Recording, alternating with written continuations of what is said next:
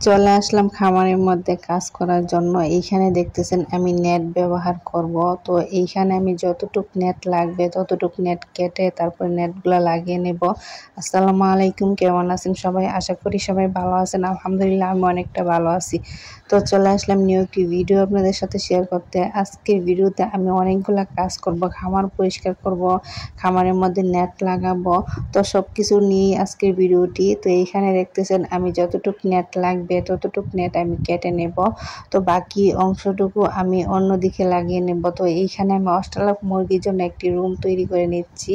তো আসলে এইখানে নেটটা লাগানোর কারণ হচ্ছে মুরগিগুলা অনেকটা দুষ্ট, তো মুরগিগুলা ফাঁসি লেগে মারা যায় এইখানে জালটা ইউজ করাতে। তাই আমি জালটা চেঞ্জ করে নেটটা লাগিয়ে নিচ্ছি। তো এইখানে যতটুক নেট লাগবে ততটুক নেট আমি লাগিয়ে তারপর বাকি নেটটা আমি দেশি মুরগির জন্য একটি রুম করে নিব। এইখানে দেখতেছেন আমি রশি দিয়ে তারপরে নেটটা বেঁধে দিচ্ছি। তো আসলে অনেক সুন্দর করে তৈরি করে নিতেছি রুমটা। তো আজকের ভিডিওটি একটু অন্যরকম, তো আপনারা দেখতে থাকুন, আশা করি ভালো লাগবে।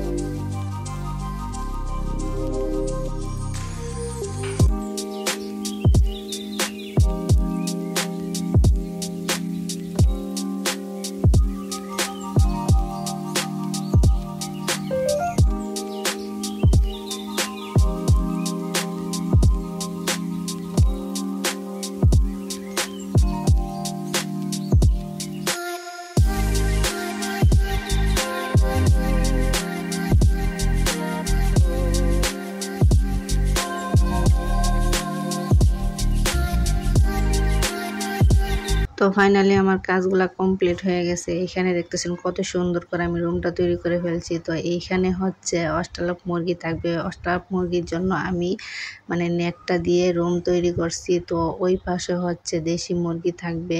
তো দেশি মুরগির জন্য আমি এরকমভাবে নেট দিয়ে রুম করে ফেলছি। তো এইখানে শুধু দেশি মুরগি থাকবে আর হচ্ছে দেশি মুরগির বাচ্চা থাকবে। আর ওই পাশে হচ্ছে অস্ট্রেলিয়ান ফার্মি এগুলা থাকবে।